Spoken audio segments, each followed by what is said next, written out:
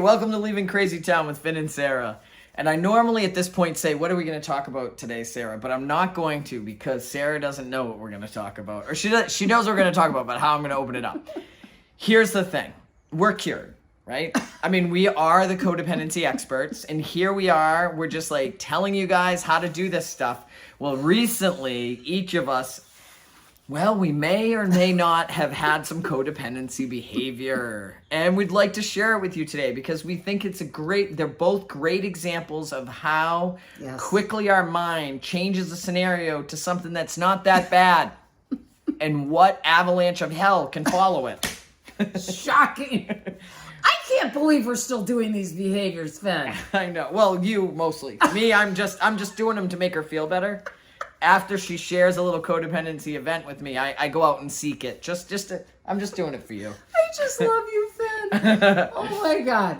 All right, are we starting? Yeah, well. I'm eating another humility sandwich, basically, and I eat them on a regular basis. She's in the submarine humility sandwich. We've gone from like petites to little bonbons to huge grinders. Okay. This is the thing. So remember, she wrote a book on this. Right. This is the thing I want to tell you guys. When you start dating, everything you know about codependency goes out the window. Okay? Because I would say when you start interacting with people. Right. When you start interacting with people. All right. Dating just multiplies it by like 6,000. All right. So, your pal Sarah is dating. And it's, as I said to Finn this morning, it's a combination of bliss and hell. I said, well, at least there's some bliss. Because you don't realize these issues that maybe were here a long time ago, but I, of course, thought, they're gone. And where are these issues located? They're gone. All right, so we don't want to make this too long, and also I don't want to make it about my dating. My dating trauma. Yeah, we do. Yeah. Because as you all know, we had some dating trauma videos of Finn, so I think this is great. All right, do tell. All right, so this is a situation. I am dating the most wonderful man, and I could go on about him forever. This is the thing. I had communicated something to him, a need I had, and he was fine with that. And then what happened is he lives an hour and a half away. I was driving up to see him, and my mind went to, I should probably remind him about that thing because we were going to be in a situation where that thing would be occurring. I know. We love that you don't know any of this, and now you're going to create. Your mind's going to go really juicy, I'm sure. Okay. So halfway up to seeing him, my mind said, hey, you should probably just let him know. But what happens immediately after that, because why? I'm uncomfortable. And I don't really want to bring it up because it's uncomfortable. So what do? I go. Do you rationalize? I say to myself, it's okay. It's not that bad. And in fact, I thought, hey, maybe just give it a whirl. The thing that I kind of, whatever, it's complicated. But I basically said to myself, it doesn't matter. It's okay. You don't need to talk to him about it, etc., etc., etc. So let's just guess what happened. I would think it'd be easier to say, like, Sarah's allergic to peanuts. She explained this to this guy. And then she said, well, I told him a while ago, maybe I should tell him today I'm allergic to peanuts. But instead says, nah. And how bad could the allergy be if he serves me peanuts? Basically, that's an example. It's a great example. And this is the thing. He's fine with me not eating peanuts. It's like, that's the thing that's so crazy, is like, it's in my brain from a fear. But our partners and our friends and everybody we do this crazy behavior, this co-crazy behavior with, they don't even care. And I'm screaming, but it's so true. So what happens? I set the ball rolling. The day and evening went on. The avalanche of snowball. The whole thing. What basically happened is he suddenly remembered because of a circumstance, oh my gosh, you blah, blah, blah. You had set a limit around this. And I go into freeze land. I go into like, did I set a limit around? I mean, it was so bizarre because again, I'm having some past trauma response. I'm having, which I'm going to figure out, but it's like I get really scared about, and this is the other thing that makes me insane about this example, is what is the mantra of codependent recovery? What do I want? What do I need?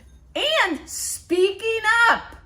Speaking up for what we need. You're not having a problem speaking up right now. Did I think that Sarah, who wrote Code Crazy, who does codependency group, would have an issue with speaking up?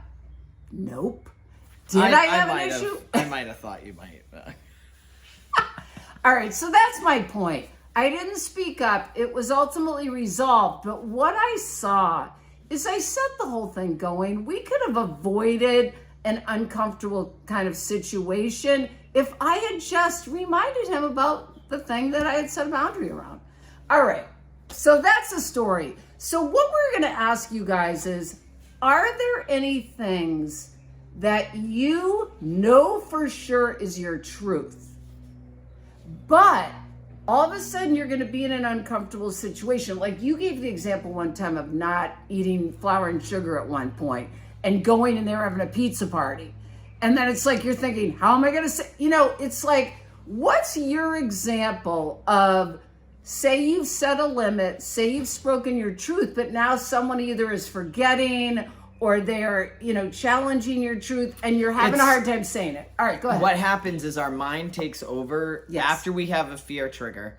Like, oh my goodness, they're going to be judging me or whatever it is happens. And you're like, oh, so the easier thing to do is to compromise what you want and what you need than it is. We think it's easier to do that than to walk through the fear to speak up. So we're like, all right, I'm going to shrink myself. Because I have fear of rejection, fear of their opinion, whatever the fear is. Right. And then, but instead of being conscious and saying, oh, I'm shrinking myself and I'm like, whatever, we start to say, it doesn't really matter. It doesn't matter. It's not that big of a deal to me. I need to work through it care. anyway. I'm allergic to peanuts, but I mean, how bad could it be? I'll just have a little tonight, we're near a hospital. Like, it could be totally crazy and we can completely rationalize. Yes. And we don't even know we're doing it because our fear gets triggered and then our mind doesn't want to be like, oh, my fear's triggered. Let me be so aware, because we just are. So we just start taking over, making it seem simple. Like, I don't really need to eat breakfast at 8 when I get up. I can have it at 11 when somebody else wants it. Or what's the big deal? Why do I care so much about when I eat? Like, we start to minimize what our truth is. Yeah, and I think it's because growing up, and it comes from, it was so challenging to express what we needed and wanted because either the people said, forget it, or there wasn't space for that. And the thing to remember is there is space now. In my relationships now with Finn, with the person I'm dating, with my friends, there is space for me to tell my truth. People aren't going to abandon me or reject me. And so it's just remembering this is a different situation. All right, should we wrap this up? And then because what happens is you didn't speak your truth. Right. And now the next time you go out, they're going to want you to eat peanuts again or whatever. Right. Like, it's just, and now they don't know who you are. Yes. Your friends don't know who you are. And it's a lot harder to start over. But you can always repair. Yes. So you didn't speak up, you can then go back and repair. Yes. The point is, clarity with yourself and with others is the best way to go, you guys. It's literally, for me, it's about just tolerating the discomfort like we talk about all the time. But this is the thing. If I can tolerate the discomfort in the moment and communicate it, then I don't have to be uncomfortable for the next 8 hours worrying about it. And that's the crazy part. Like, the initial discomfort takes away all that. If you don't, like that, then you got to deal with it. And let's be honest, if the person doesn't receive what your wishes and desires are, well, maybe they're not the person to hang out with. Right. Like, I know for me today, I want to Yes. be with people who allow me to be me. Yes. Yes. All right, we're out of here. We're out of here. Fasten your seatbelt. We're leaving. Speak up. Speak.